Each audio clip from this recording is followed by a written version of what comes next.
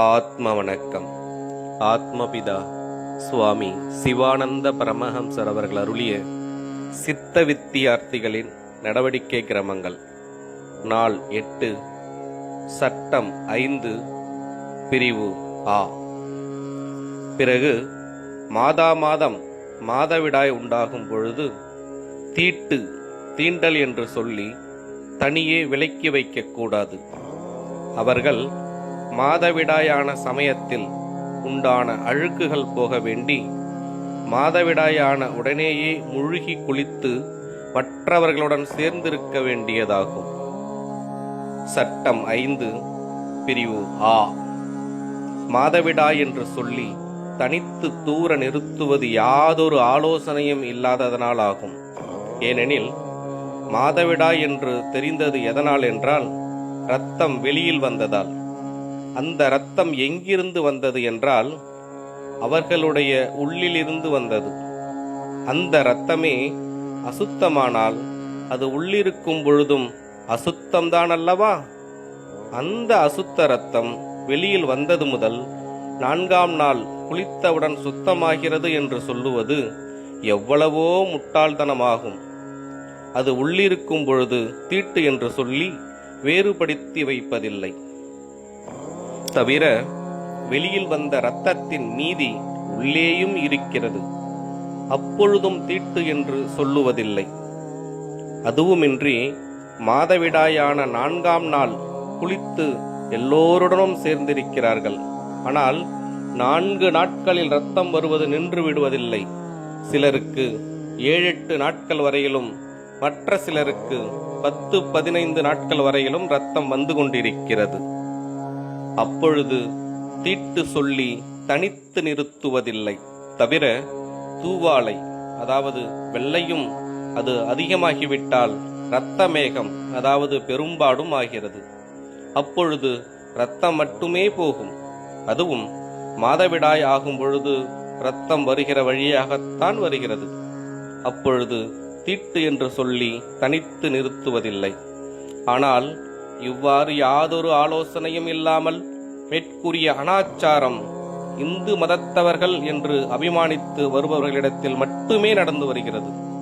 கிறிஸ்துவ மதத்திலோ முகமதிய மதத்திலோ அப்படிப்பட்ட அனாச்சாரங்கள் காணப்படுவதில்லை.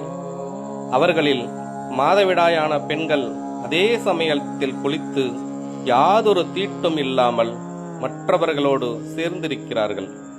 அப்படிப்பட்டவர்கள் பலகாரம் செய்து வியாபாரம் செய்கிறார்கள். அவ்வாறுள்ள பலகாரங்களையும் மற்றும் பல சாமான்களையும் நாம் வாங்கவும் கொடுக்கவும் தொடவும் செய்கிறோம். அதுவுமின்றி வெளிநாடுகளில் கிறிஸ்துவர்களும் முகமதியர்களும் தீட்டு இல்லாமல் அவர்கள் எல்லா ஜாதிக்காரர்களுடனும் ஒருவருக்கொருவர் அந்நியோன்யம் யாதொரு அஞ்ஞானமும் இன்றி தொட்டு பழகி வருகிறார்கள். மலையாளத்தில் மட்டுமே அவர்களுக்கு அசுத்தம் வைக்கப்பட்டுள்ளது. அப்படி இருப்போரின் பெண்கள் மாதவிடாயான சமயத்தில் செய்த தேநீர், பலகாரங்கள் முதலியவற்றை வாங்கி தின்கிறார்கள். அதற்கு யாதொரு தீட்டும் இல்லை.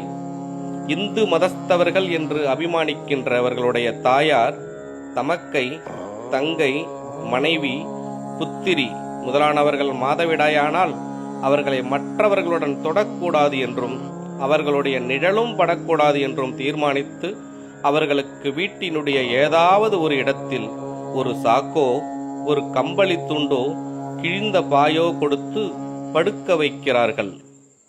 இது மிகவும் புத்தி இல்லாததையும் யோசனையற்றதையும் யுக்தி இல்லாத அனாச்சாரங்களையுமே காட்டுகிறது. ஆகையால் இவற்றையெல்லாம் அறவே விட்டுவிட வேண்டியதாகும். இது மட்டுமின்றி மாதவிடாயை தீட்டு என்று கூறுவது தவறாகும். திரிபுரி என்றாகும் சொல்ல வேண்டியது. எப்பொழுது ஒரு பெண் மாதவிடாயாகி இருக்கின்றாளோ அப்பொழுது அவள் திரிபுர சுந்தரி ஆகிறாள். திரிபுரம் என்றால் 3 புறம், அதாவது சத்துவம், ரஜசு, தமசு, இந்த 3 புறத்தையும் எரித்து ஜொலித்து வருகிற சக்தியாகும். அதாகும் இரத்தம். ஆகவேதான் இரத்தத்திற்கு சக்தி என்று சொல்ல காரணம். அது நிமித்தம் இரத்தம் நசிக்கும் தோறும் சக்தி நசித்து போகிறது.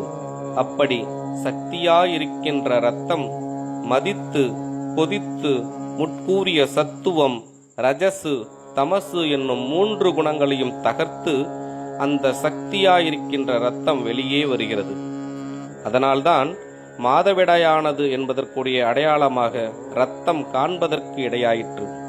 ஆதலால் தீண்டல், அதாவது மாதவிடா என்ற நிலைமை திரிபுர சுந்தரியாகும். ஆகையினால் அவ்விதமுள்ள நிலைமையில் விலக்கி வைக்கக்கூடாது.